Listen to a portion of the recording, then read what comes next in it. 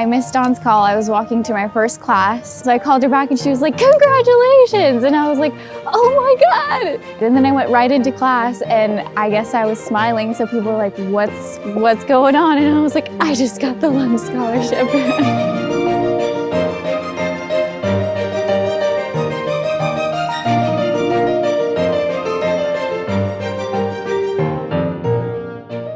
I never thought I would be able to travel. It's so inspirational and emotional. The culture, the history, the atmosphere, like being surrounded by so much art, it's way past my expectations.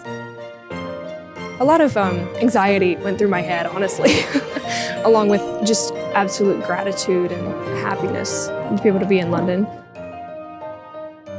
I was in disbelief, especially me growing up in a low-income family. I never expected anything like this to happen. I never thought I'd make it out of my own neighborhood, let alone into college in my own town and now out of the country. It's an educational experience. It's a cultural experience. It's so many things wrapped into one. So check that out.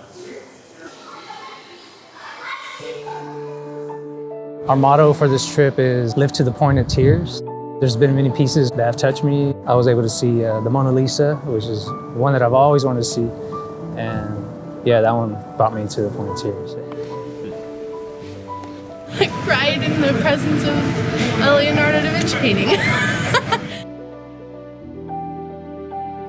There are masterpieces here. There's master artists here.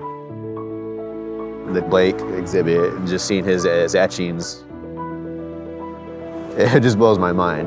There's a big difference looking at something digitally or through your phone, especially, than actually looking at the physical copy in the flesh, you know? And you can see all the strokes and all that, and it's amazing. Everywhere you go, there's just been an enormous amount of history. It was funny because the free weekend we were trying to relax a little bit and we're like, oh, we're still talking about the class. Like, because there's just so much history here. It's been great. We've had a lot of really good discussions in our flat afterwards and just talked about everything that we've learned throughout the day. We didn't all come from, the same colleges. Some of us transferred and some of us were here, took different classes. So it's interesting to see the different art history that we learned and talking about that with the paintings in front of us. If we are by a painting or something, we'll kind of be like, oh, did you hear about this in the art history class you took? So it's really fun.